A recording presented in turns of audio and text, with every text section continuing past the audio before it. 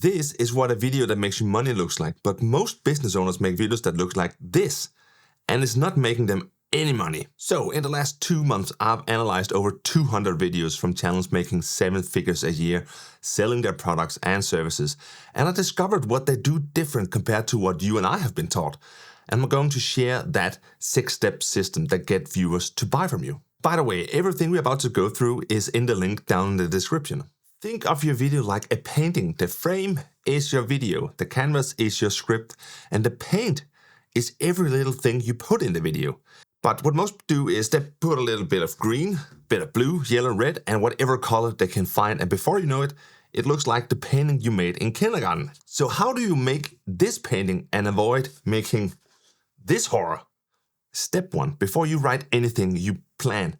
Most people skip this and just start writing down bullet points to talk from, and that's how you end up with the brown painting.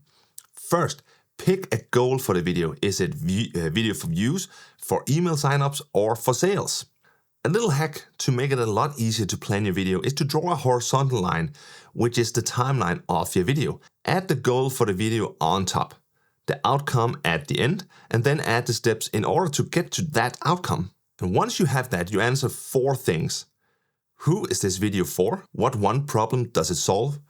What false belief do they have right now? And what can they do after watching? And to answer those, you need to know your dream buyer's actual struggles. Not what you think their problems are, but what they're actually struggling with. Those 4 answers become your anchor. Every line in your script connects back to that anchor. If a line doesn't serve one of those 4 things, you need to cut it. So let's use my own script for this video as an example. The goal for my video is email signups. The person I'm serving is a business owner making YouTube videos that doesn't turn their viewers into buyers. The one problem is that the script simply says too much. And the false belief I'm attacking is that they think if I give more value, the video will be better. And after watching this video, they can write a script that turns viewers into buyers. Once you plan your video and you know what you're making and who you're making it for, now is the time to demand your dream buyer's attention. Step 2, the hook. You probably already know what a hook is, or what it's supposed to be. It's supposed to grab attention, but most hooks grab the wrong attention. Now, what do I mean by that? Would you want the attention of an 80-year-old with back problems when you're trying to sell rugby equipment? No, it just doesn't make sense. Attention is not created equal, but most people treat it that way. A hook like, what if I told you everything you know is wrong? It grabs everyone. Your mom, a student, a guy on the couch eating cereal, and none of them are going to buy your $2,000 a month funnel service. What you want is a hook that makes your dream buyer feel like you're talking directly to them. And you do that by naming one specific problem they're already having. Not a general problem everyone has. A specific one that only someone who'd pay you would recognize. One problem. That I can't emphasize, keep it to one problem. So for this video, my hook is the 2 paintings you saw at the beginning. I hold up a clean one and says, this video makes you money. Then I hold up the brown blob and says, but most business owners' videos look like this. And it's not making them any money. Now, a random viewer scrolls past a hook like that. But a business owner making YouTube videos who isn't getting clients, they stop because that's their problem. You stop them with your hook, but now they need a reason to stay the whole video. Step 3 is the value setup. Give them a reason to stick around for the whole video and answer them this. What do they get? Why should they trust you? And what's coming? First, what do they get? What are they going to be able to do after watching your video? And it has to connect back to the problem you just named in the hook. Second, why should they trust you? Give them one reason. If you got client results or testimonials, you can use that. If you don't have any results yet, you can borrow it. Like reference someone they already respect, use data or a tool you built, like I'm doing in this video. And if it feels way too forced to use any of those, just skip it.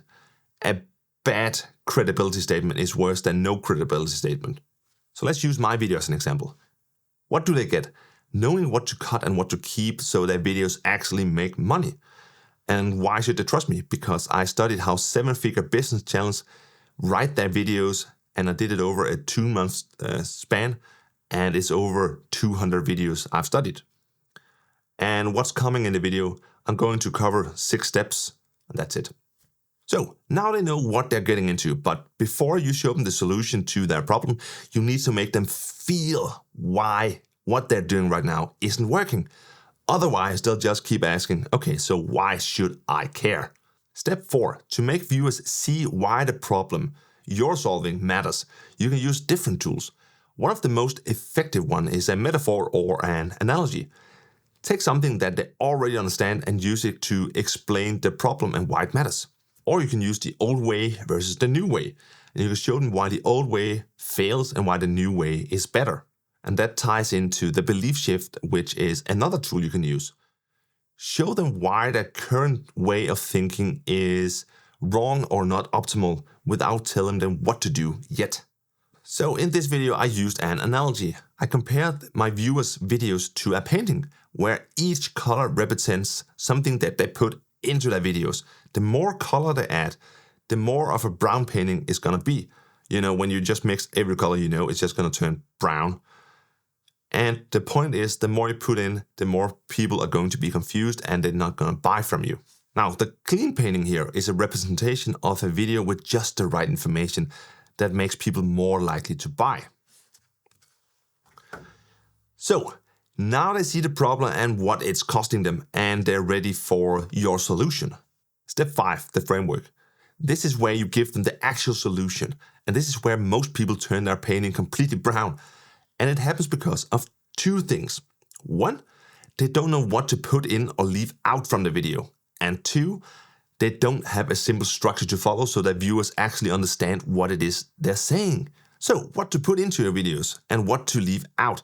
What most people do is this: the more information I put into my video, the more valuable it becomes, because more is better, right? But no, that's just wrong and it needs to stop. And by the way, I used to be guilty of this. So how do you figure out what to leave out of your video and what to include in your video? For every step you want to include in your video, ask yourself 2 qualifier questions. 1, if I remove this step entirely, would the viewer still be able to get the result? If yes, they don't need it, and then you don't need it. 2, after this step, what can they now do that they couldn't before? If you can't answer that, it's another color turning your painting brown. And the goal isn't to teach them everything. It's to give them just the right information so it feels easy for them to do. So now you know what to put in and what to leave out. But how do you structure it all? You simply make your solution into steps following this structure. First, you tell them what the step is and why it matters. That's the transition. Then you tell them what to do. That's the action. Then you show them what it looks like. That's the example. Then you connect it to the next step. That's the bridge. So it goes transition, action, example, bridge. So I'm an examples guy. Let's take my video. I started with way more steps than just 6 steps. 1 was the packaging of the video, titles and thumbnails. But when I ran it through those 2 qualified questions, they failed. Don't get me wrong, it was a good idea, but it didn't move my viewer closer to making a video that actually makes them money.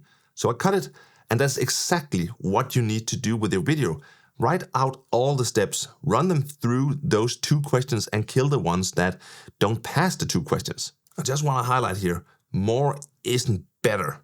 And it's a heck of a lot easier just to try and include everything you know, but it doesn't make a video any better. It makes it worse. Right, and in terms of the structure, if you go back and watch my video, you can see I follow the same structure every time. Transition, action, example, bridge. So after you've given your viewer the solution to their problem, you need to point them somewhere next. And that's step 6, the call to action, a CTA. If you've done everything right in the first 5 steps, you don't need to sell anything. They're already thinking, how do I work with this person, or where do I buy? So you want 3 call to action throughout the video, not just 1 at the end as almost everyone else is doing. First one goes in the first 90 seconds, just something like a symbol that doesn't break the flow of the video. Like if you want help with this, the link is down below. That's it. Nothing fancy or anything like that. Second one goes somewhere in the middle, and it can even just be a simple pop-up text on the screen. Then you have the third one, And here's the key to an end CTA. You don't recap the problem. You point them forward. What's the next problem they still have that this video didn't fully solve? That's what drives them to click the next video or the link in your description. Right, so let's make a quick summary of all the 6 steps. The first one was planning. Pick a goal and you have to answer, who is this for? What problem? What false belief? And what can I do after they watch a video? Then it was the hook. One specific problem your dream buyer already feels. Get attention from buyers, not everyone. Then you had the value setup. What do they get? Why should they trust you? And what's coming in the video? Then it was the gap. Make them feel the cost of doing what they're doing right now. Then it was framework. If you can remove a step and they still get the result, you need to cut it. And the structure for your steps in your framework is transition, action, example, and bridge. Then it was this call to action. You have 3 in total. The first one is in the first 90 seconds. Then you have one in the middle, and then you have one in the end. And the overall theme is point them forward, not backward. So that's the 6 steps. Now you got a structure to make a video that actually makes you money. But knowing what to say is only half of it. If your title and thumbnail don't get the right person to click, the right person will never see a video. And that's what the template in the description walks you through. Everything I've just showed you step by step, but it also covers the stuff I couldn't fit in this video, like how to write titles that get the right clicks and a thumbnail that matches the title. Links down below.